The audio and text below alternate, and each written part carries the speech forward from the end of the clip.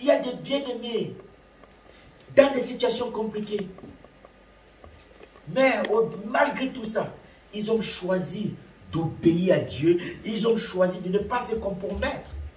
Frère, parce que c'est flattant dehors. C'est flattant dehors. Hein. Quand tu passes à gauche, quelqu'un te dit ceci, te raconte ceci, ça peut t'influencer.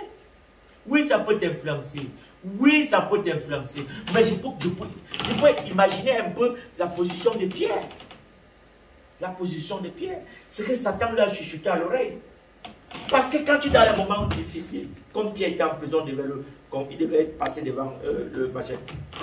Mais pourquoi qu'il n'a pas les mauvaises intentions ne viennent pas? L'intention de dire non, je ne connais pas Jésus.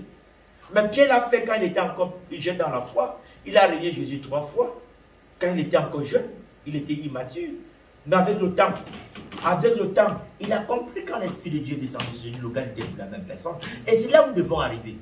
Imaginez pour un instant, frère, Jean que nous voyons là, entouré des disciples, entouré des personnes, entouré de ses disciples. Vous croyez que les disciples n'ont pas dit que mais tu nous envoies où là? Tu es quand même aussi un grand prophète. Parce que Jésus n'avait pas encore fait beaucoup d'œuvres. Il n'avait pas encore posé beaucoup. Il n'avait pas encore fait trop de miracles. On ne le connaissait pas encore. C'est juste après son baptême. Après le baptême, Jean dit à ses disciples, allez suivre Jésus. Jésus avait fait quoi de concrètement? On ne le connaissait pas. Mais même là où on ne connaissait pas Jésus, Jean connaissait Jésus et il avait suivi les instructions de Dieu et il fallait obéir à Dieu. C'est extraordinaire, frère. Nous voulons toujours voir avant d'accepter. Nous voulons toujours voir avant d'accepter. Non, on n'a pas besoin de voir. Quand on lit la Bible, ça parle, frère. Ça parle, Dieu parle. Il nous parle à travers la Bible. Ça parle, c'est sa bouche. La Bible, c'est la bouche de Dieu. Quand tu la fermes, tu as fermé la bouche de Dieu. Quand tu l'ouvres, tu as ouvert la bouche de Dieu. Et ça va te parler. Ça va te parler. Alors ça, nous devons comprendre. Nous devons comprendre ces choses, frère. Nous devons comprendre ces choses. Oui. Vous savez, il y a beaucoup parmi nous là. Si on ouvre sa tête et on te dit ce qu'il est dedans, tu vas tomber. Tu ne dois pas croire. Oui. Les réflexions sont... Donc la quantité de réflexions que les gars ont dans la tête, ça peut écrire, ça peut remplir l'Allemagne. Mais ils servent Dieu. Mais ils sont là, ils servent Dieu. Frères et sœurs, nous devons pousser la réflexion, frère. Nous devons aller plus loin. Nous devons aller plus loin dans notre façon de dire qu'on aime Dieu. On aime Dieu et ta femme te dit demain, dimanche prochain, ne viens pas à l'église et tu ne viens pas. Tu aimes Dieu et ton mari te dit ne viens pas à l'église et tu restes à la maison.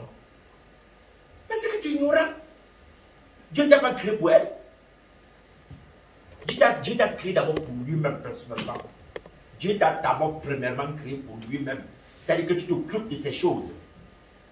Ce qui vient par la suite là, c'est pour t'aider à vivre, à accomplir la mission que Dieu t'a donnée. C'est ce que nous ne comprenons pas. Tu ne peux pas aimer ton enfant plus que Dieu. Oui, c'est ce que nous faisons. Nous idolâtrons même parfois nos femmes et nos maris ou nos enfants. C'est un péché, frère. C'est Dieu. Si nous comprenons qui est la personne de Dieu, il y a des choses que nous ne devons plus faire. Il y a des choses que nous ne devons plus faire. C'est l'amour qui va être au-dessus de tout.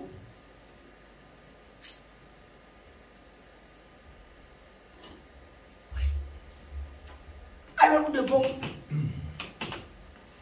nous séparer avec des interrogations, avec des questions. Aimons-nous vraiment Dieu?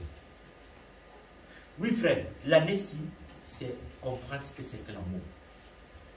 Nous devons en parler de long en large, afin que certaines barrières tombent, afin que certaines choses tombent, afin que certains complexes tombent, afin que certaines choses disparaissent de nous. C'est quoi aimer Dieu, frère? Écoutez, l'amour de Dieu, on peut traiter ça de folie. Je prends un exemple qui m'a souvent marqué. L'eunuque éthiopien qui était sur la route quand Philippe le rencontre. Et il choisit d'entrer dans les eaux directement. Il connaissait Jésus. Il connaissait Jésus. Pourquoi il prend la décision d'entrer dans les eaux? Sans qu'il ne comprenait rien. Il lisait Ésaïe. Et le disciple lui dit, Philippe demande, est-ce que tu comprends ce que tu dis? Il dit au disciple Philippe que, mais je veux comprendre comment, s'il n'y a personne pour m'expliquer. Et quand on lui explique, c'est lui qui prend. Comment Seigneur Jésus? C'est lui qui prend. Donc on ne lui demandait même pas. Il dit à Philippe que, mais qu'est-ce que tu attends? Voilà l'eau là-bas. Il se dit en chemin, il y avait le. Entre dans les eaux. Oui, c'est ça, servir Dieu.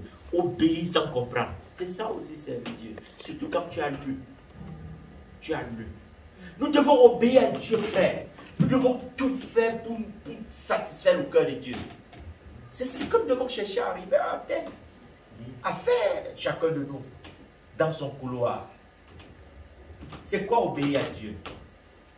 C'est quoi obéir à Dieu? C'est quoi faire confiance à Dieu? Quand nous nous éloignons à nous-mêmes, nous regardons à notre vie. Est-ce que de là où Dieu se trouve, quand il nous regarde sur la terre, il est fier de nous? C'est donc sérieux. Est-ce que là en haut, là, quand il regarde sur la terre, quelqu'un est là. Présentement, là, il y a les caméras du ciel braquées sur nous.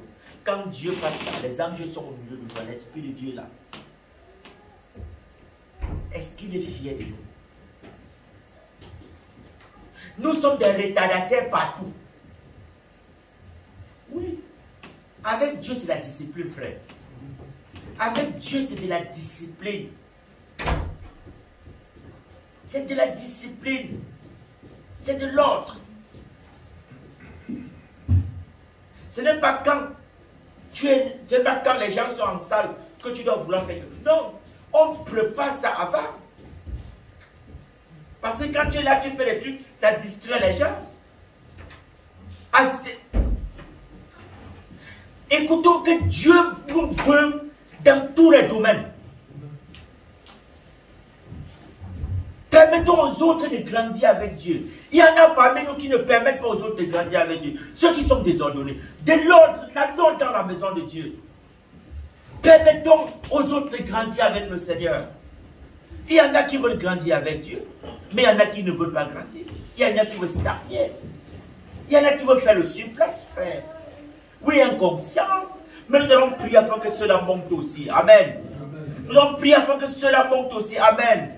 Parce qu'ils sont tous des enfants de Dieu. Ils ont tous des enfants de Dieu. Et ils ont le Saint-Esprit en eux. Et nous devons prier afin que ces gens-là montent aussi. Gloire à Dieu. Alors nous devons nous poser des questions. C'est quoi faire confiance en Dieu? Oui.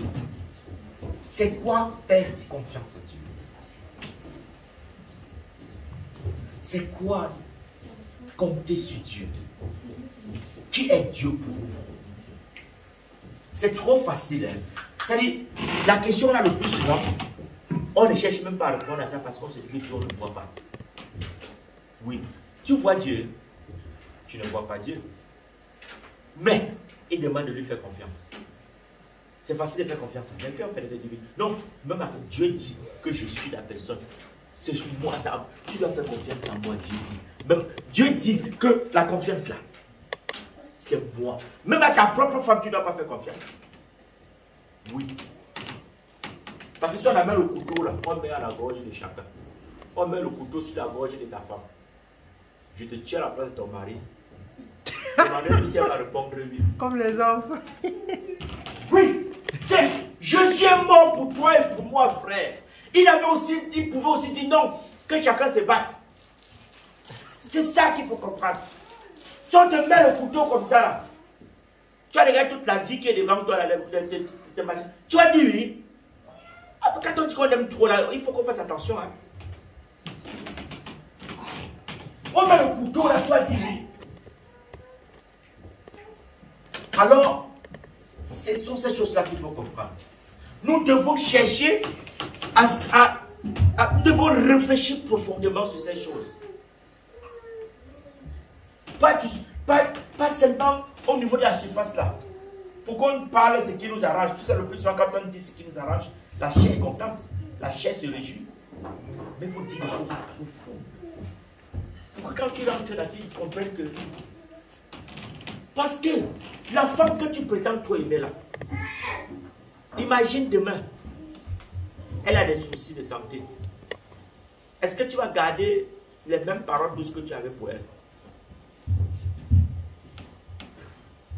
L'homme que tu prétends toi aimer là, qu'il a des soucis demain, ou ne donne plus l'argent comme il fallait donner, est-ce que le respect là restera le même? Nous prétendons trop aimer. Nous prétendons trop. Je suis fou de comme quand par exemple, les gens, le mariage là, où il y a des paroles d'amour. Mais est-ce qu'on comprend vraiment ce que ça veut dire? Est-ce qu'on comprend ce que ça veut dire? L'homme que tu respectes là, et il fait accident, et les pieds ne sont plus. Il va maintenant rouler sur le. Seras-tu toujours là pour lui?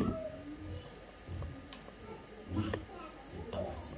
Mais par contre, si on s'accroche de Dieu, si on aime vraiment Dieu, il va nous donner la capacité de nous occuper et d'aimer nos femmes et nos enfants comme il souhaite. Quand tu t'appuies sur Dieu, il te donne une autre force supplémentaire, l'énergie de plus, une autre grâce de plus de s'occuper de ce qu'il t'a donné. Le plan de Dieu, c'est que tu t'occupes de ce qu'il t'a donné. Et mais pour pouvoir s'occuper de ce qu'il t'a donné, il faut t'appuyer sur lui. Ce n'est que Dieu qui peut te donner la capacité de faire ça. Pas un homme. Pas un homme. Alléluia. Même pas ton père et ta mère. Mais Dieu. Mais Dieu. Parce que Dieu ne regarde pas à. Dieu regarde, Dieu est au-dessus de tout. C'est Dieu. Alléluia. Amen. Amen. Alors, frères et sœurs, je reviens à la question. C'est quoi faire confiance à Dieu?